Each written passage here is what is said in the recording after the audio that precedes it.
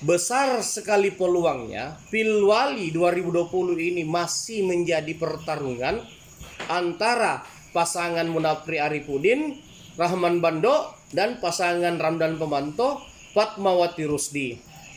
Saya melihat dengan jarak yang tinggal 2 bulan lebih, kedua pasangan ini yang sangat besar kemungkinannya yang akan bersaing untuk mengunci kemenangan 9 Desember nanti. Dengan tidak bermaksud meremehkan pasangan yang lain, tapi berdasarkan analisis data riset yang kita temukan, untuk pasangan yang lain itu butuh kerja yang sangat ekstra luar biasa untuk bisa mengejar pasangan nomor urut 1 dan nomor urut 2. Nah, seperti itu.